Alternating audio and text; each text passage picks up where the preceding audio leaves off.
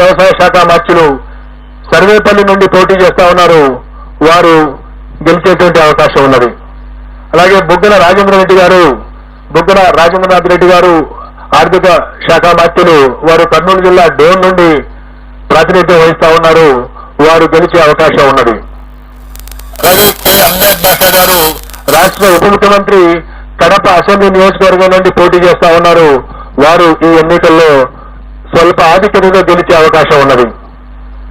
శ్రీ పెద్దిరెడ్డి రామచంద్రారెడ్డి గారు సీనియర్ మంత్రివర్యులు పొంగనూరు అసెంబ్లీ స్థానం నుండి ప్రాతినిధ్యం వహిస్తా ఉన్నారు. వారు ఈ ఎన్నికల్లో భారీ మెజార్టీతో గెలిచేటువంటి అవకాశం ఉన్నది. అలాగే శ్రీమతి ఉషశ్రీ చరణ్ అనంతపురం జిల్లా పెనుగొండ నుండి పోటీ చేస్తా ఉన్నారు. వారు అతి స్వల్ప తేడాతో ఓటమి చవి చూసేటువంటి అవకాశం ఉన్నది. అలాగే గుమ్మనూరు జయరాం గారు, వారు వైఎస్ఆర్ కాంగ్రెస్ పార్టీ వైఎస్ జగన్మోహన్ రెడ్డి గారి మంత్రివర్గంలో మంత్రిగా ఉంటూ సీట్ల సర్దుబాటులో వైఎస్ఆర్ కాంగ్రెస్ పార్టీ నుండి బయటికి వెళ్లి తెలుగుదేశం పార్టీలో చేరి అనంతపురం జిల్లా గుంతకల్లి నుండి పోటీ చేయడం జరిగింది. తెలుగుదేశం పార్టీ అభ్యర్థిగా వారు గుంతకల్లి నుండి ఓటమి చవి చూడనున్నారు.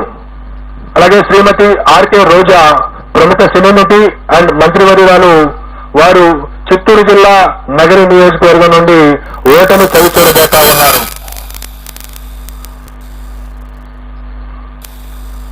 అలాగే మరికొన్ని కీలకమైనటువంటి నియోజకవర్గాల యొక్క ప్రస్తావన కూడా చేయాలి. అచ్చెన్నాయుడు గారు తెలుగుదేశం పార్టీ యొక్క రాష్ట్ర అధ్యక్షులు, ఆంధ్రప్రదేశ్ అధ్యక్షులు, వారు టెక్కలి నియోజకవర్గం నుండి స్వల్ప ఆధిక్యతతో విజయం సాధించబోతా ఉన్నారు. అలాగే వల్లభనేని వంశీ గత 2 సంవత్సరాలుగా కొన్ని వివాదాల కారణంగా ప్రముఖంగా వార్తల్లో వచ్చిన వ్యక్తి గన్నవరం నుండి శాసనసభ్యుడిగా ప్రాతినిధ్యం వహిస్తా ఉన్నారు. ఈసారి కూడా వల్లభనేని వంశీ గన్నవరం నుండి గెలుపొందనున్నారు. అలాగే తమ్మినేని సీతారాం గారు ఆముదాల వలస నుండి ప్రాతినిధ్యం వహిస్తా ఉన్నారు. వారు ఆంధ్రప్రదేశ్ శాసనసభ స్పీకర్ గా ఉన్నారు. వారు కొద్ది ఓట్ల తేడాతో ఓటమి చవి చూసేటువంటి అవకాశం ఉన్నది.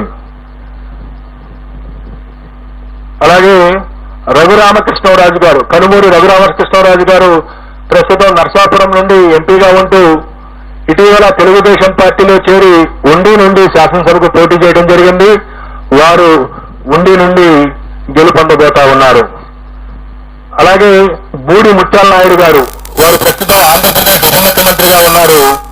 వారు అనకాపల్లి నుండి, గతంలో వారు మాడుగుల నుండి శాసనసభ్యులుగా ఉన్నారు. ఈ ఎన్నికల్లో అనకాపల్లి నుండి పార్లమెంటు సభ్యులుగా పోటీ చేస్తున్నారు. వారు భారతీయ జనతా పార్టీ అభ్యర్థి సీఎం రమేష్ చేతిలో ఓటమి చవిచూడనున్నారు. అలాగే వైఎస్ఆర్ కాంగ్రెస్ పార్టీ యొక్క ముఖ్య నాయకులు శ్రీ విజయసాయి రెడ్డి గారు, వారు నెల్లూరు పార్లమెంటు నుండి పోటీ చేయడం జరిగింది. వారు నెల్లూరు పార్లమెంటు నుండి ఓటమి చవిచూడబోతా ఉన్నారు.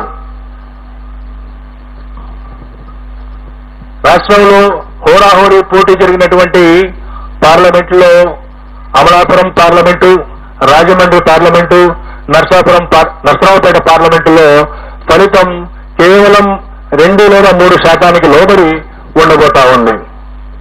ఈ విధంగా రాష్ట్రంలో ఉన్నటువంటి 4 రాజకీయ పార్టీల యొక్క ముఖ్య నాయకుల యొక్క గెలుపు ఓటముల్ని మనం చర్చించుకున్న తర్వాత ఈ ఎన్నికల్లో కీలకమైనటువంటి అంశాలను కూడా నేను ప్రస్తావించవలసి ఉంటుంది.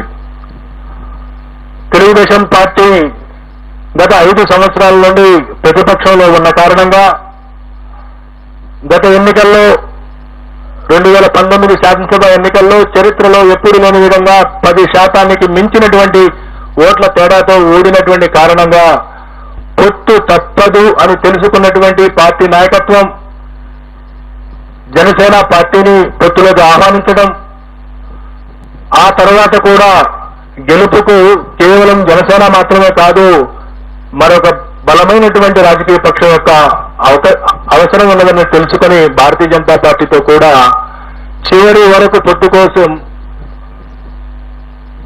కోసం ప్రయత్నం చేసి భారతీయ జనతా పార్టీని కూడా పొత్తులో కలుపుకున్నటువంటి పరిస్థితిని రాష్ట్ర ప్రజలందరూ చూశారు. ఒకవైపు ఈ రాష్ట్ర ముఖ్యమంత్రి వైఎస్ఆర్ కాంగ్రెస్ పార్టీ అధ్యక్షుడు వైఎస్ జగన్మోహన్ రెడ్డి